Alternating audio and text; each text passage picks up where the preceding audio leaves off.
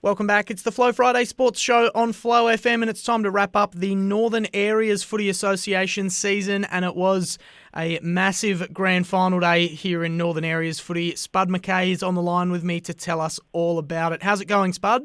Yeah, good, Dan. Fantastic end of the season, and well done to Broughton Mundoora, who hosted it. And well done to Broughton Mundoora, who claimed the A-grade premiership.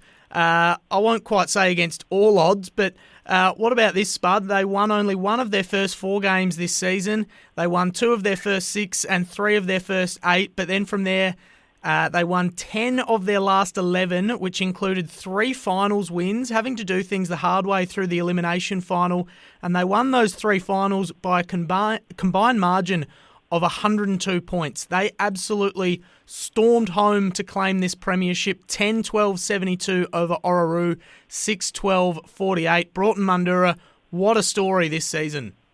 Yes, it is. And there's an interesting factor here. The last 2 years, a team has come from 4th spot and gone right through. And when I was president, I used to cop a lot of flack for playing over 4 weeks where the elimination final winner had a week off, and then the qualifying loser had to play straight after. And look, it appears as though that has nothing to do with it, because, and I've always sort of thought that, is the fact that if a team hasn't got injuries, you're better off just playing each week, and that's proved the point in the last 2 years with Orroroo and Broughton Mundoora coming through. And Broughton Mundoora, yes, they picked up Dylan Hewitt late in the season. He did a knee in at the end of last season, had a Rico there, and he's come in, and that's been a big plus for them. And I just think that they got away to a great start, Broughton did. They were 4-5 to 1-1 at quarter time. They were kicking with the aid of about a 2 or 3 goal breeze, and they made the most of it. And their on-ballers were great for them in that early stages, and they sort of had the score on the board, and then they were able to sort of they didn't have a great third quarter where they only kicked a couple of goals to Orroroo's 1, but in their last quarter they kicked 2 into it, which was the same as Orroroo. So it was just a really solid performance by them. Absolutely it was, and I reckon halfway through the season we were thinking Orroroo and BMW were destined to play in the grand final, and maybe Crystal Brook were the smoky to upset one of them, but Broughton Mundoora since the middle of the season have just been very, very close to unstoppable. Orroroo were the only team to actually get a win against them in the second half of the year. Spud, was there anything as far as you could see that changed from the middle of the year? And like I said, they started 3 from their first 8. What changed from there? Did they get new players in? Did they have players return from injury, or was there just something that clicked? Yeah, the big plus is Dylan Hewitt coming back from that Rico, and early on, when he first came back, they just played him forward to ease him into it. But when we got to the finals, they started him forward, but then they pretty soon had to put him back into the back line, and the coach, Tom Whelan, he went forward. And that worked both ways, because Tom Whelan was pretty effective up forward, and Dylan, he is just a seasoned backline player. I can remember taking him across to country championships, and he wasn't very old. He was probably about 17 or 18. And him and William Hewitt, both of those had to go because we were short, and they performed very well over there. And you could tell that they were going to be good players in the future, and that's what's turned to be true. And it was just the other one I've probably got to mention is Charlie Dickerson. He kicked 3 goals in the A grade, and he also kicked 3 goals in the senior Colts. So he's played both games. He didn't play all of the senior Colts time, but he did sort of come on there and was instrumental in getting them over the line in that one too. So that was probably another plus for Broughton, but it was just there.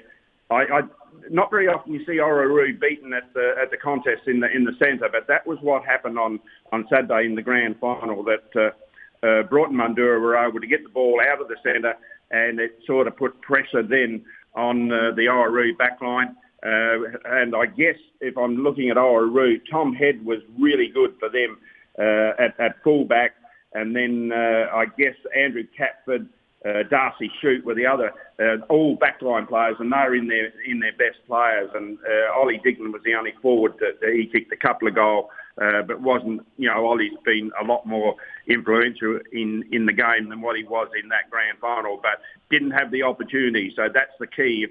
If your on ballers can't get it to you, you really struggle. But Broughton were just too strong. I've got to mention that Aaron Laverty from Broughton Mundoora was the best in the A grade. That's the John Noonan Memorial Trophy. He won that and was well deserved. He played a really good game and was really well done. So well done to Broughton Mundoora. Commiserations to Orroroo. They'll no doubt line up and have another go next year, but it was just a terrific effort by Broughton. Well done, Broughton Mundoora, and well done, Aaron, winning best on ground. And tell me a bit more about Charlie Dickerson. So he's rolled out of bed, won a grand final in the under-17s, kicked 3 goals, probably gone and had a Powerade, skipped out on the celebrations for that, and gone and lined up in the A grade and kicked 3 goals and gone home with 2 medals round his neck. Yes, I presented the medal to him and he had a smile a foot wide there because I said to him, this is the second one. A lot of people don't even play and don't even get to win one, let alone win 2 in one day. He has been playing 2 games for a lot of the year. Some of them he hasn't sort of played a lot in the senior colts, but he's been a really good A-grade player for them and has performed really well up forward in kicking goals. Definition of a star of the future right there. Charlie Dickerson, it probably won't be the last time he finishes a season with a medal round his neck. We'll get to more of the under-17s in just a sec, but in the Rezzies, it was BMW knocking off Crystal Brook, the top 2 teams going at it, and BMW too good, 7-9-51 over the Brook, 6-4-40. Yeah, BMW went through the season undefeated, but it wasn't easy this grand final because at three-quarter time they were having to go into the wind in the last quarter, and they were only 4-7 to 3-2 up, and it looked as though Crystal Brook were in with a chance, but BMW responded well to kick 3 goals in the last quarter against the breeze, and Crystal Brook were only able to kick 3 with it. So again, BMW were obviously the form side throughout the year. The best player in the B grade was Lachlan Finlay from BMW, and he won the John and Helen Fogarty trophy for the best there.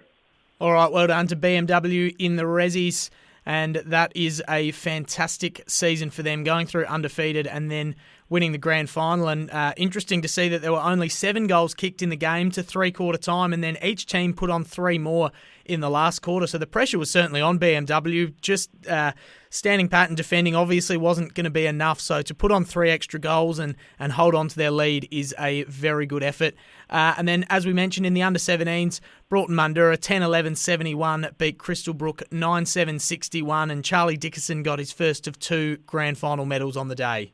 Yes, he did. Kicked 3 goals there, and he did play the last quarter. I think they realised that they needed a little bit of zip up forward, and that's what they did. And Broughton Mundoora, they've probably come from back a little bit. Crystal Brook were the standout side for most of the year there with Lucas Manners and Hugh Marshall. They've been really good. Played quite a bit of A-grade footy for them, but Broughton were just too good on the day, and so well done to them. They were able to sort of come from an elimination final and come right through. And they got there with a pretty good comeback as well. They kicked 6 goals in the last quarter to Crystal Brook's 3 to turn a 10-point deficit into a 10-point victory. So similar situation to the Rezzies. The team winning it at three-quarter time needed to put some goals on the board to win it, but somehow 3 goals in the fourth just wasn't enough as Broughton Mundoora piled on 6. So very good win for them there in the under-17s. And to wrap things up, in the under-14 mixed comp, Crystal Brook Premiers 7-9-51 over Orroroo 4-4-28. Yeah, look, I should just mention in the senior colts too that Cooper Firm was the best on the ground in that one. So he won the Ivan Spud Memorial Trophy there. So well done to Cooper. In the junior colts, this was a turnaround from the qualifying final where Orroroo managed to prevail over Crystal Brook. But Crystal Brook got away to a reasonably good start. They were 5-1 up at half time. And then it's just it wasn't until the last quarter that Orroroo managed to kick 3 goals and make it look a little bit respectable. But the game was gone by then because Crystal Brook had 7-8 on the board. So the best for Crystal Brook, or the best on the ground in that grand final, was Kurt Kirshner from Crystal Brook. And he won the medal for the best over the season. So well done to Kurt and well done to Crystal Brook. Well done to Kurt indeed, and I dare say he must have just pipped Riley Nicholson for that award. He had 3 goals and was named second best on Play HQ, and that is a good captain's effort there from Riley Nicholson and a brilliant win for Crystal Brook. And Spud, that brings us to the end of our time together, and that is the end of the Northern Areas Footy Association season. And I'm sure you'll be relieved to have a bit of time up your sleeve on the weekends now. No, look, thank you, Dan, and thanks to Flow FM. You give us the opportunity to to promote the association throughout the season, and we appreciate that. For what it's worth, I struggle a little bit there sometimes. We don't always get our tips right and all the rest of it, but we hope that people have enjoyed it and that we've given something towards the association throughout the season. Thanks, Dan. Thank you, Spud, as well. Great speaking to you every week, and it's great to be able to cover this league with you, and I look forward to doing it again next year. Okay, thanks, Dan.